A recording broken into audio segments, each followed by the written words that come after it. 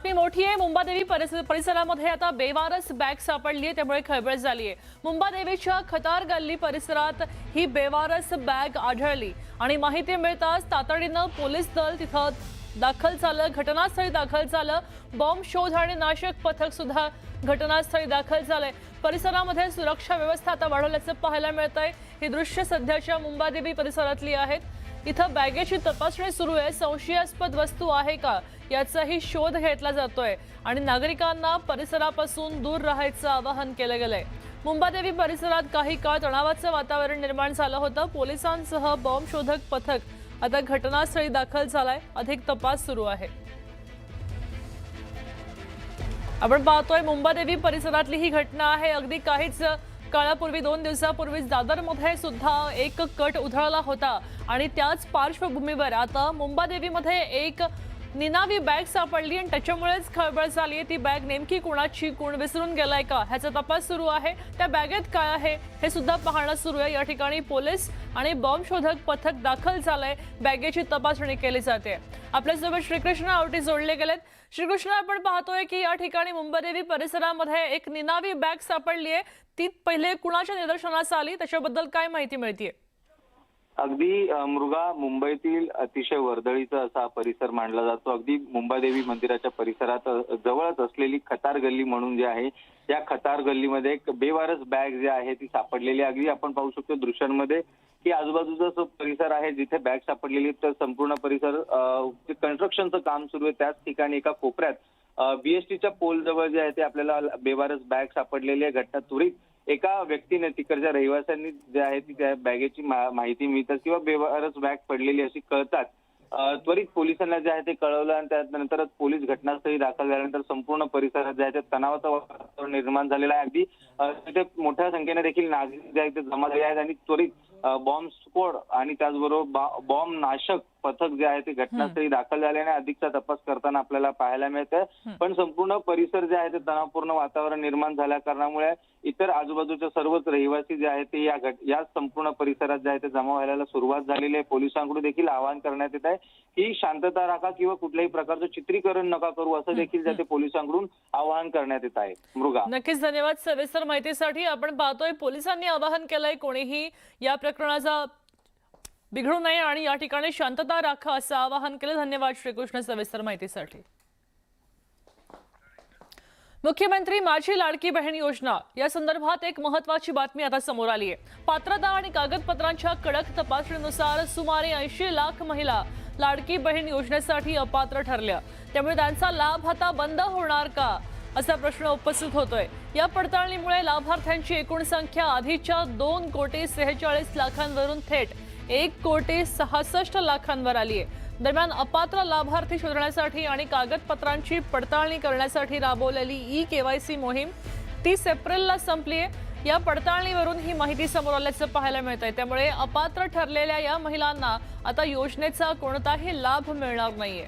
सरकारनं तसा मोठा निर्णयच घेतलाय। सरकारच्या या निर्णयामुळे राज्यातल्या 80 लाख लाडक्या बहिणींना मोठा फटका बसणार आहे। या महिला अपात्र ठरल्या, त्यांना लाडकी बहीण योजनेपासून वंचित राहावं लागणार आहे।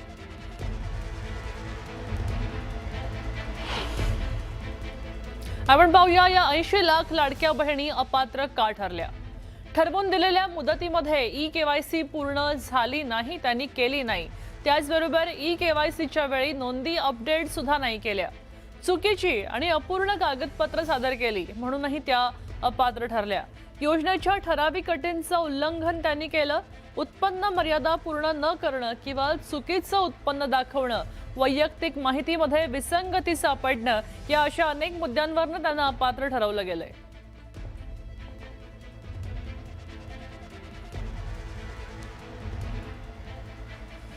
बघा, आता विधान परिषदेसाठी महायुतीचा अंतिम फॉर्म्युला ठरला अशी माहिती समोर येते।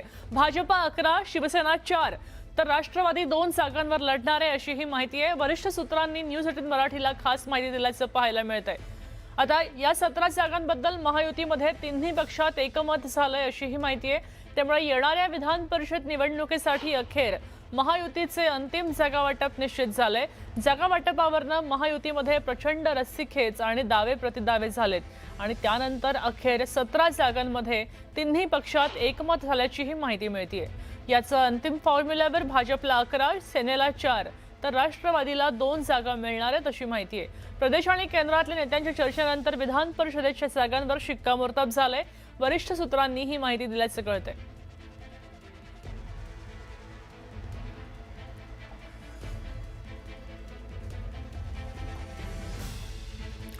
विधान परिषदेच्या निवडणुकीमध्ये राष्ट्रवादी पुणे आणि रायगड या 2 जागा मिळणार आहेत अशी माहिती सूत्रांकडून प्राप्त होतीये। रायगडमधनं अनिकेत तटकरे निवडणूक लढायला इच्छुक आहेत, तर पुण्यामध्ये अनेक नावांची चर्चा आहे। पुण्यातनं दीपक मानकर, सुनील टिंगरे, विलास लांडे आणि नाना काटेंच्या नावाची चर्चा आहे। लवकरच या ठिकाणी उमेदवारांच्या नावावर शिक्कामोर्तब केलं जाईल। पुण्यातल्या जागा पक्षातल्या मूळ व्यक्तीला दिली जावी, आयात उमेदवाराला संधी देऊ नये अशी भूमिका राष्ट्रवादीच्या नेत्यांनी घेतल्याची माहिती मिळतेय।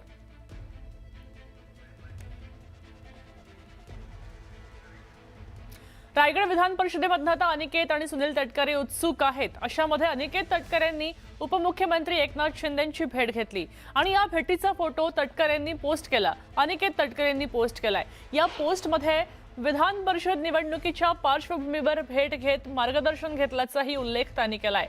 त्यांच्या आता याच पोस्टमुळे चर्चांना उधाण आलंय। रायगडच्या जागेसाठी राष्ट्रवादी आणि शिवसेना या दोघांमध्येही चुरस आहे। दोन्ही पक्षांनी या जागेवर दावा ठोकलाय।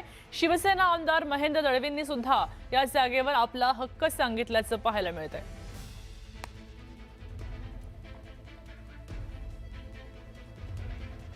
कोकणातल्या विधान परिषदेच्या जागेवरून शिवसेनेचा दावा आता कायम आहे आणि संख्याबळाच्या आधारावर ही जागा सेनेलाच मिळावी अशी भूमिका मंत्री भरत गोगावले यांनी मांडली। संघर्षाशिवाय काहीही मिळत नाही असं सांगत त्यांनी आता महायुतीमध्ये जागा वाटपाबाबत देवाणघेवाणीतून निर्णय होतोय असं स्पष्ट केलंय। रायगडच्या पालकमंत्री पदाबाबत सुद्धा शिवसेना ठाम आहे हे त्यांनी म्हटलं। तर महिला अत्याचाराच्या घटनांवर राज्य सरकार योग्य पावलं उचलत आहे असा विश्वास त्यांनी यावेळी बोलताना व्यक्त केला। संघर्षाशिवाय काही मिळत नसते हे तुम्हालाही माहिती आहे। शेवटी आता रायगड, रत्नागिरी, सिंधुदुर्ग विधान परिषदेची निवडणूक लागलेली आहे। आमच्याकडे 389 मतं आहे, भारतीय जनता पक्षाकडे 385 मतं आहेत, 100च्या आसपास राष्ट्रवादी आहे आणि त्यामुळे ही जागा आम्हाला मिळावी हा आग्रह आहे। महाविकास आघाडीमध्ये परभणी हिंगोलीची विधान परिषदेची जागा आता शिवसेना उबाठा पक्षाच्या वाट्याला आली आहे। या जागेवर शिवसेना उबाठानं डॉक्टर विवेक नावंदर यांची उमेदवारी जाहीर केली। आमदार अंबादास दानवेंनी एक्सवर पोस्ट केली आहे आणि नावंदर यांच्या उमेदवारीची घोषणा केली। उद्या उमेदवारीसाठी अर्ज भरण्याचा शेवटचा दिवस आहे आणि या जागेवर शिवसेना उबाठाची थेट लढत महायुतीमधल्याच उमेदवाराशी होणार असं कळतंय।